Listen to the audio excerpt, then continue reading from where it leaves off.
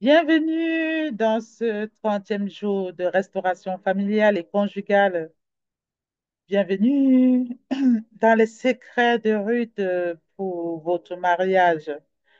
Le thème que nous allons aborder aujourd'hui depuis la Virginie aux États-Unis, c'est rester attentive aux actions de Dieu dans votre vie.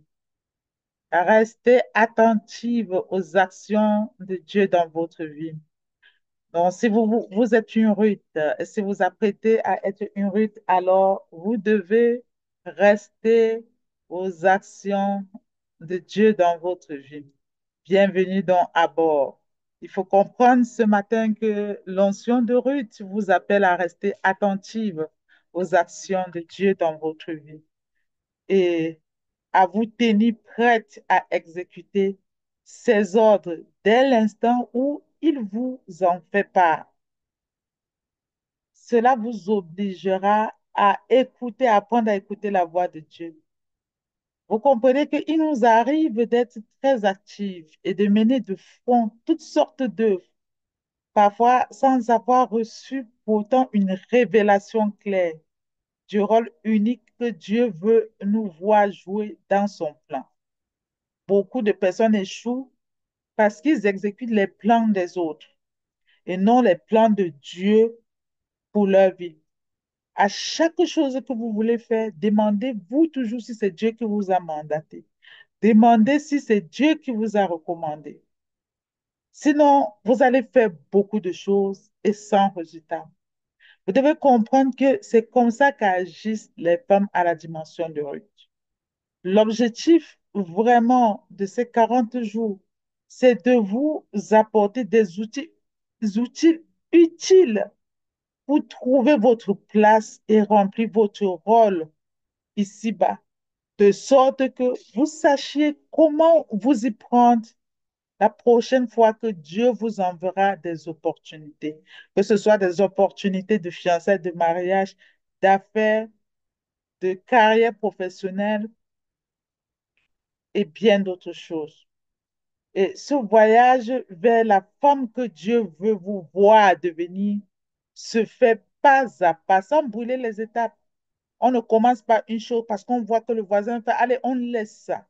Et on court sur ce que le voisin fait. Et où est donc le plan de Dieu?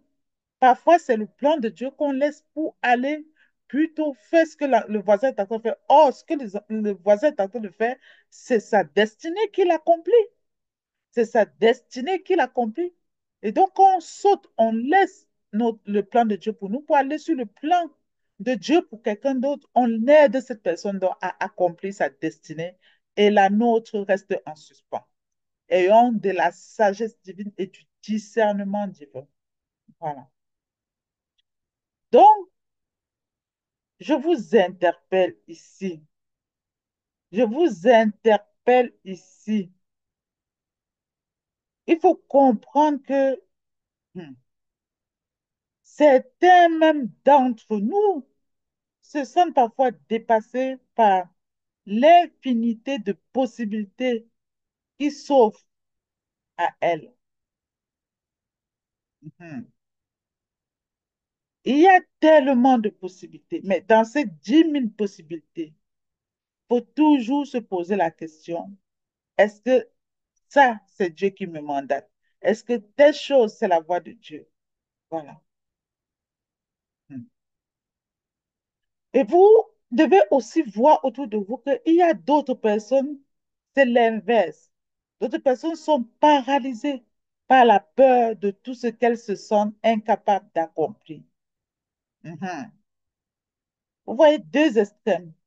Nous regardons d'autres formes de foi avec admiration, en songeant, waouh, je ne l'arriverai jamais à la cheville. S'il y a bien une chose que moi j'ai apprise, c'est que l'appel de Dieu se manifeste progressivement. Et l'appel de Dieu ici, ça ne s'arrête pas juste à un ministère. Ça peut être même pour votre vie professionnelle. Parfois, Dieu vous envoie dans certaines entreprises pour que vous puissiez manifester sa présence. Et si vous réussissez à le faire, Il vous élève encore à un autre niveau. Ça veut dire qu'il peut aller dans votre vie. Il ouvre dans votre vie encore des nouvelles portes d'opportunités. Voilà. Et quand je parle de ça, ça ne veut pas dire ici que vous allez aller en entreprise prêcher, hein. Ça ne dit pas que vous allez aller en entreprise coller partout. Dieu, Dieu, Dieu. Non. Je dis les femmes à la dimension de Ruth. Elles viennent avec leur manteau divin. Elles ne parlent même pas de Dieu en entreprise. Mais leur façon de travailler, de servir, leur façon d'agir sur leur poste à responsabilité se déteint sur tout le monde. Elles agissent avec Dieu dans leur façon de faire, indépendamment et différemment des autres. Et c'est là où on voit toute la différence. Tout le monde va vous interpeller. Voilà. Donc, j'aimerais vous dire ce matin, gardons les yeux fixés sur un endroit imaginaire, appelé par exemple là-bas. Mais le propre de l'imaginaire est justement de ne pas exister. Nous devons donc débarrasser notre esprit de cette idée, des idées juste imaginaires et sans rien. Soyons dans l'action. Ayons les pieds fermes. Soyons sur terre. Voilà. Vous devez comprendre que notre existence est comparable à un voyage ici-bas. Nous sommes en voyage. Notre existence est comparable à un cheminement à travers lequel Dieu nous guide. Donc, j'aimerais vous dire ce matin de vous apaiser. Apaisez vos inquiétudes et vos peurs. Ne cherchez pas à comparer votre progression à celle d'une autre en vous tourmentant de n'avoir pas avancé plus loin. C'est ce que font la majorité des femmes. Au lieu de voir, de regarder en elles ce que Dieu a prédéfini pour elles, avec la progression, le rythme qui va avec. D'autres se permettent de se mettre en compétition, d'autres avec d'autres, sans être. Le problème est que mettez-vous en compétition, mais est-ce que vous êtes dans la destinée de l'autre? Vous êtes dans son histoire? Non. Vous étiez dans ses douleurs? Non. Vous avez été. Ah, est-ce que vous comprenez ça? Donc, dès lors que vous vous positionnez pour vous mettre en compétition avec quelqu'un, parfois c'est Dieu que vous êtes en train d'offenser dans la vie de la personne. Parfois, vous entrez directement en conflit, direct, en concurrence direct avec Dieu dans la vie de la personne. Donc, nous devons faire attention. Nous ne sommes pas aptes à voir les choses dans leurs ensembles comme Dieu peut les percevoir. Mais aujourd'hui, nous recevons des révélations. Donc, si vous détournez le regard de Dieu sur vous, vous vous mettez en doute et vous mettez aussi en doute les promesses que Dieu a pour votre vie. Vous prouvez à ce moment-là que vous êtes quelqu'un que Dieu ne peut pas vous faire confiance.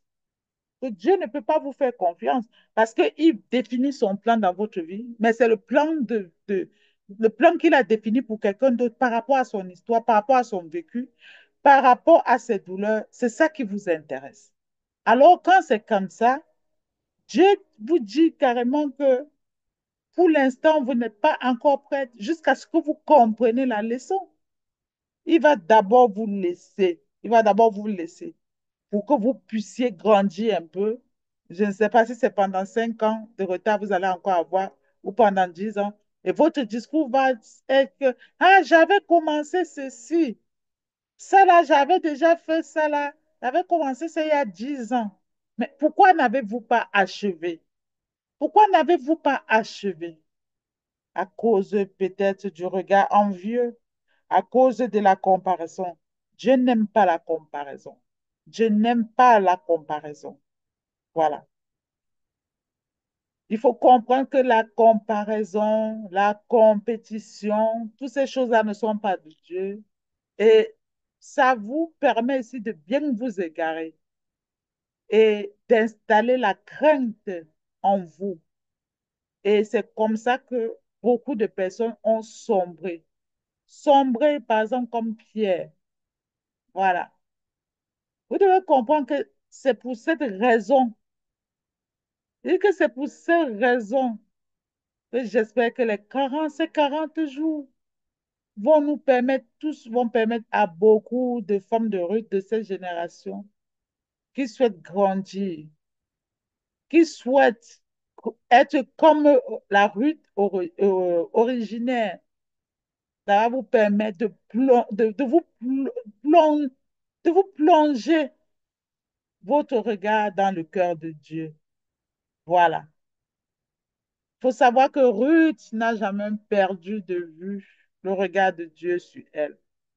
Elle n'était pas rongée par la peur parce qu'elle gardait une foi à toute épreuve, à chaque instant et à chaque étape de sa vie. Elle savait que Dieu lui réservait quelque chose de plus grand pour l'avenir. J'aimerais te dire que toi qui es connecté au 30e jour, j'ai dit au 30e jour de ces enseignements sur la restauration familiale et conjugale, Dieu te réserve quelque chose de plus grand. Ne promène pas de regard inquiet à gauche, à droite. Ce qui se passe chez le voisin ne doit pas te regarder. Tu dois ici, en fait, utiliser la loi de la focalisation. Focus sur Dieu, focus sur le plan de Dieu dans ta vie. La loi de la focalisation. Donc, vous devez comprendre, homme, femme connectés à ces 40 jours, que vous devez garder le regard uniquement fixé sur Dieu. Prenez courage. Le périple vers votre destinée vient de prendre un tout nouveau tournant si vous avez compris le but de cet enseignement. Est-ce que vous avez compris le but de cet enseignement? Restez focus sur Dieu. Utilisez la loi de la focalisation. Vous avez dit que la loi de la focalisation, c'est quoi? La loi de la focalisation, restez focus ici sur Dieu. Ça vous permet de rencontrer le Dieu de votre appel. Ça vous permettra de rencontrer le Dieu de votre appel. Et quand on rencontre le Dieu de son appel, c'est à ce moment-là, on parvient à percevoir toutes choses qu'on fait au travers du regard de Dieu, que ce soit son ministère, que ce soit sa vie entrepreneuriale, sa vie professionnelle, la manière d'être dans votre foyer, dans votre famille, la manière d'être avec les gens. Quand vous parvenez en fait à percevoir, je dis apercevoir le regard de Dieu dans tout ce que vous entreprenez, ça veut dire effectivement que oui, vous êtes devenu et que vous avez accepté de rester attentif aux actions de Dieu dans votre vie. Donc, actuellement, je suis à Washington, aux États-Unis. J'espère revenir à Paris d'ici quelques semaines. Et ce sera un plaisir toujours de vous voir. Ce voyage était vraiment très important. C'était tellement important parce que une saison vient dans la vie où il faut tout arrêter. Il faut tout arrêter et prendre votre sabbati pour remercier tous ceux qui ont été là pour vous arrêter un instant. Allez voir, par exemple, vos parents adoptifs, vous poser et dire merci pour ce que vous avez été dans ma vie. Merci pour l'impact. Merci pour l'aide que vous avez été dans ma vie. Il y a une saison de votre vie qui arrivera. Il faut le faire. Ça fait partie de la destinée. Alors, cette transition de l'année pour moi, c'est une transition juste de reconnaissance pour rencontrer les pères, pour rencontrer tous ceux qui profondément été là pour moi. Tous ceux qui ont été à l'origine ou qui, du moins, ont contribué à ma venue en terre étrangère. Et c'est le moment de faire le bilan avec tout le monde et de remercier tous les gens qui ont été là, de leur apporter de l'amour. La reconnaissance, ce n'est pas juste de donner les millions aux gens ou quoi que ce soit. Voilà. Mais déjà, même se déplacer, aller juste vous courber auprès d'un tuteur, auprès d'un papa adoptif, d'une maman adoptive, auprès de quelqu'un un jour qui vous a payé votre billet d'avion pour aller quelque part, quelqu'un qui vous a ouvert une porte, vous baissez respectueusement et baissez la tête, lui tendre la main, même vous agenouiller et dire merci d'avoir été et merci d'être cette figure-là dans ma vie. Donc, c'est cette saison-là pour moi.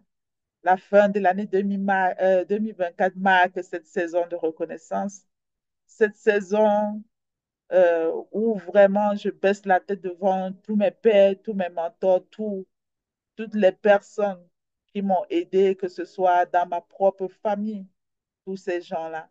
C'est la saison pour moi d'aller vers eux et de les remercier.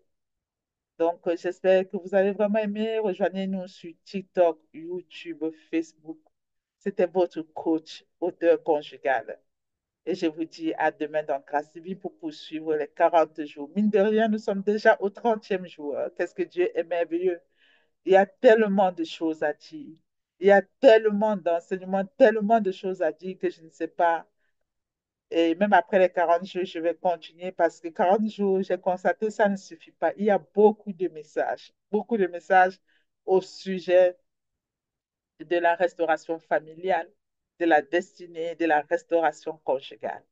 Et je vous dis à demain. Bye bye.